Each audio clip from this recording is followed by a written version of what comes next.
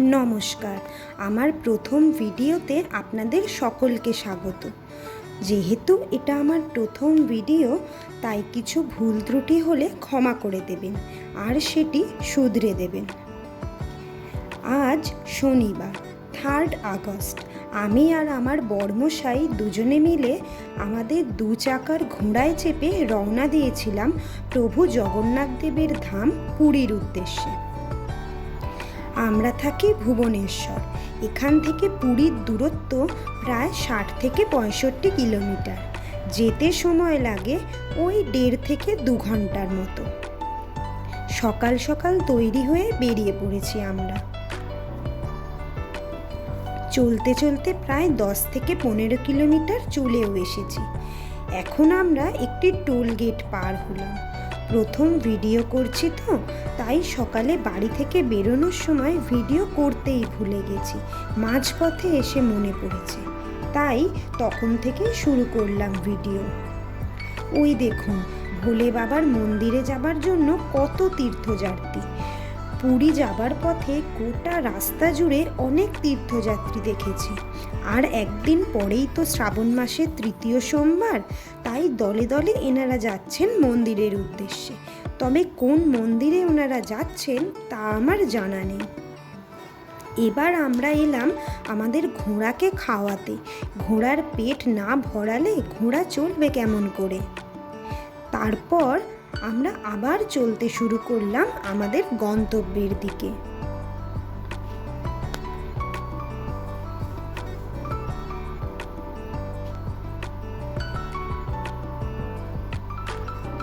কি সুন্দর লাগছে দেখুন প্রকৃতিটাকে।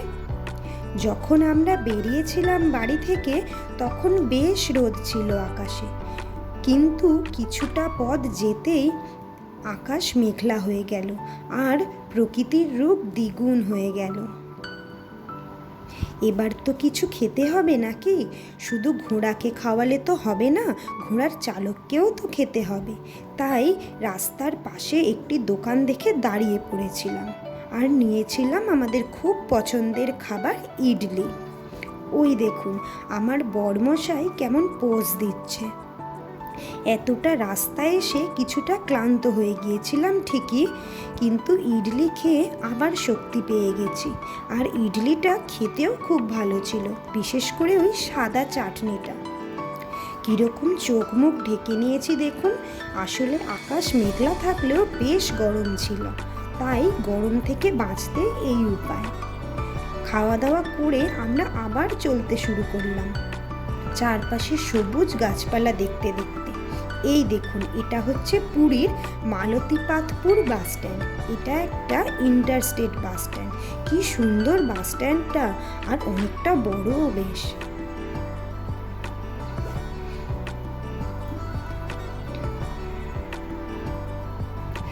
পুরী আর মাত্র 6 কিলোমিটার। জগন্নাথ দেবের ধাম পুরীতে সকলকে স্বাগত জানাচ্ছে। পুরী আর such iconic place। ভুবনেশ্বর থেকে পুরী যাওয়ার রাস্তাটা ভারী সুন্দর। যেমন প্রাকৃতিক সৌন্দর্য, তেমনই সুন্দর সুন্দর মূর্তি আর স্থাপত্য দিয়ে রাস্তাটি সাজানো। ব্রিজটা কি সুন্দর লাগছে দেখুন।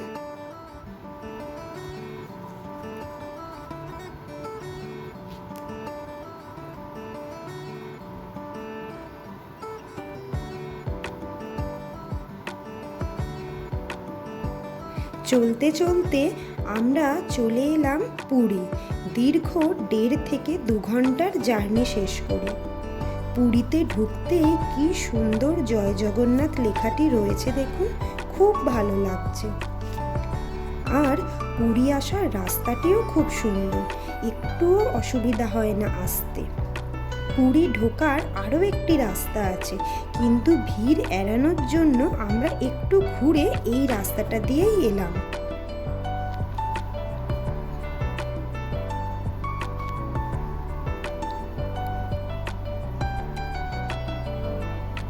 দূরে রয়েছে বহু প্রতীক্ষিত বিশাল সমুদ্র।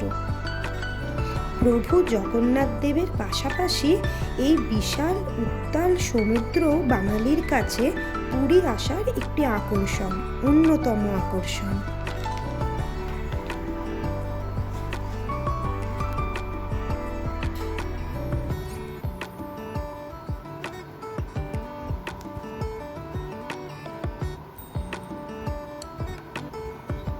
এই বিশাল সমুদ্র দেখলেই মন প্রাণ একেবারে জুড়িয়ে যায়।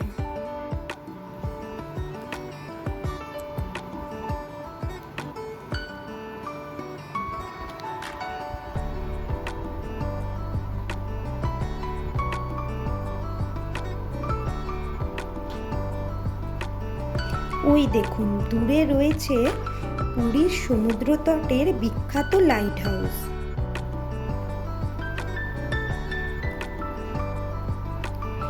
এবার শুরু হচ্ছে পুরীর সেই তাক লাগানো বিশাল বিশাল হোটেল, লোভনীয় সব খাবারের দোকান, সুস্বাদু খাজা আর সুন্দর সুন্দর জামা কাপড়ের দোকান।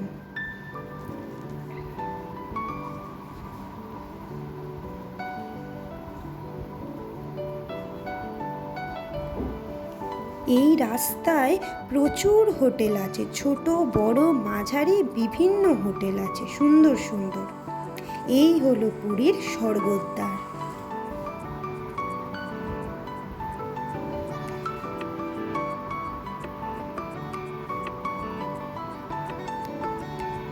সমুদ্রের ধারের এই রাস্তাটি এত জমজমাট যে এখানে এলেই মন ভরে যায়।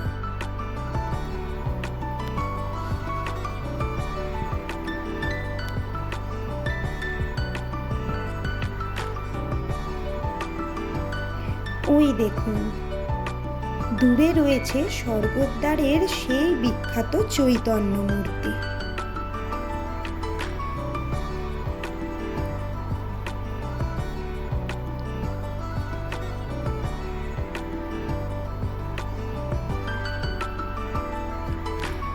বহুবারই আপনারা সকলেই পুরী এসেছেন। পুরী সকলের কাছেই খুবই প্রিয় এবং জনপ্রিয় একটি জায়গা। তাও চেষ্টা করলাম কিছু ভিডিও দিয়ে পুরীকে আরও সুন্দরভাবে ফুটিয়ে তুলতে।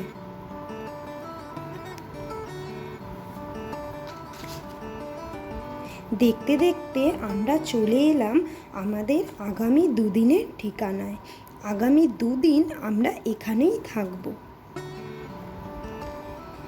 আজকের মতো এই ভিডিওটি এখানেই শেষ করছি। এর পরের ভিডিওতে থাকবে দুদিনের পুরী ঘোরার গল্প। ততক্ষণ সঙ্গে থাকবেন, আর ভালো লাগলে ভিডিওটি লাইক করে একটি কমেন্ট করে দেবেন। ধন্যবাদ।